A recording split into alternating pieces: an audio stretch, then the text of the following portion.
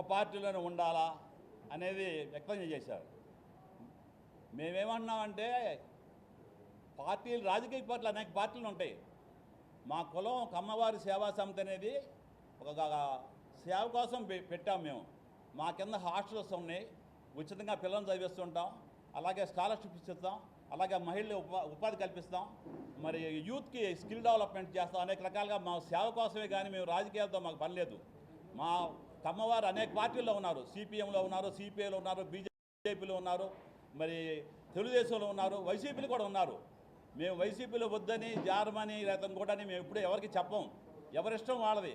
మీరు ఓదార్పు యాత్రకు వెళ్ళి అక్కడ ఒక అతను విగ్రహ ప్రతిష్టాపనలో మా కమ్మగొలు గురించి మాట్లాడాల్సిన అవసరం లేదనేది మేము తీవ్రంగా ఖండిస్తున్నాం.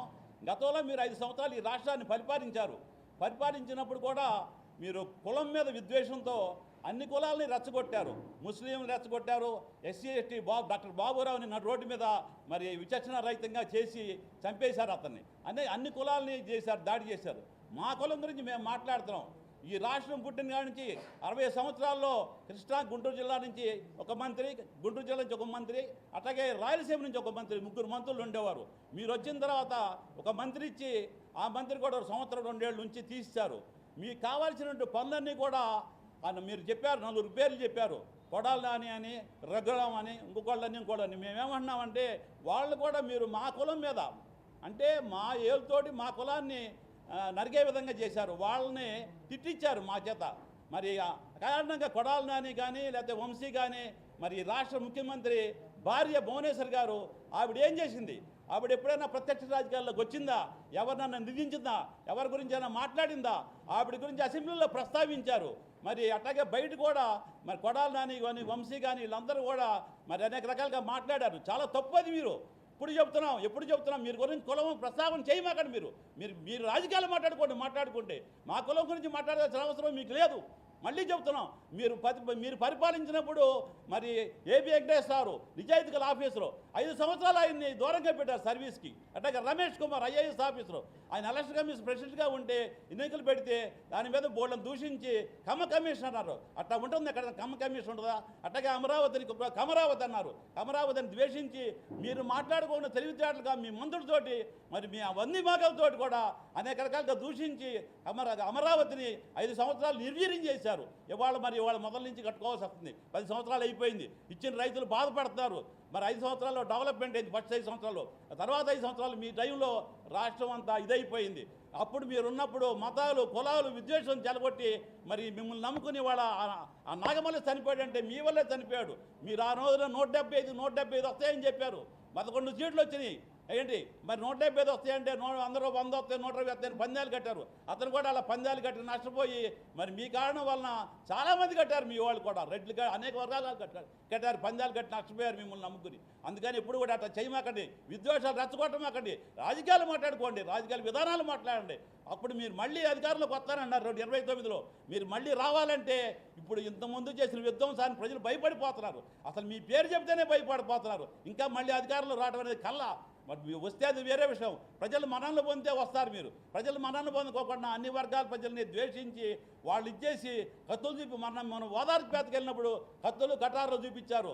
మనం నరికేస్తామన్నారు. నరికేసినప్పుడు ఆ మాటలు మీరు ఖండించాలి. ఎందుకు ఖండించాలా? మీరు ఇప్పుడు అడుగుతున్నాం మేమంతా కూడా.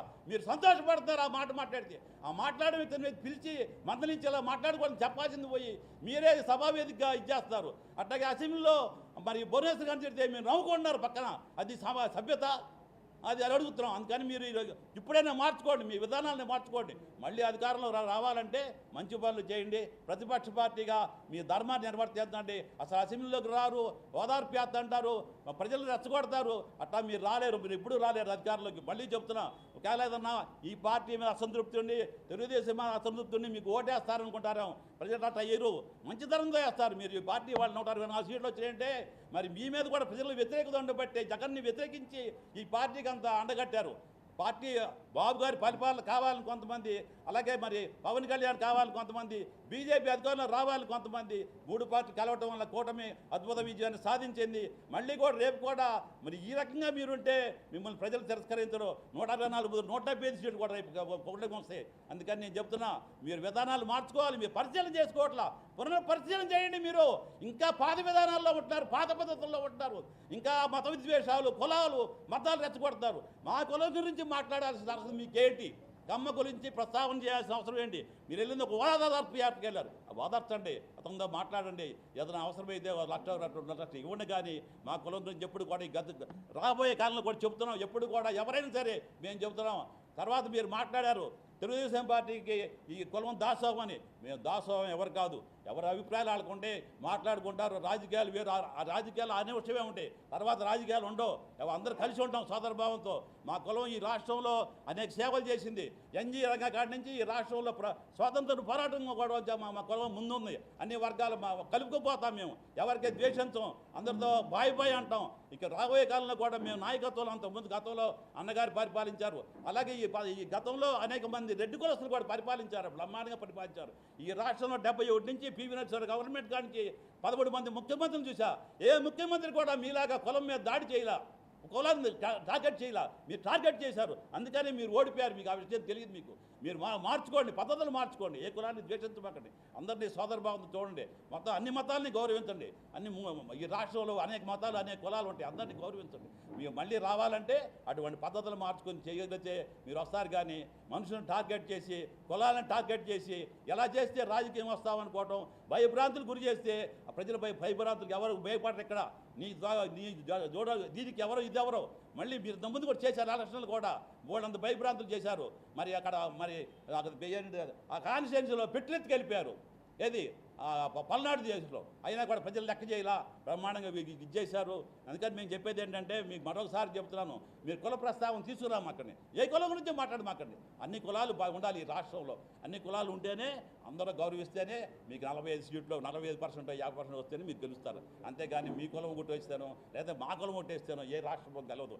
ఏ కులాల ప్రాతిపదికన ఏ రాష్ట్రంలో ఈ పార్టీ గెలవదు. అన్ని కులాల వాళ్ళు వేయాలి, అందరితో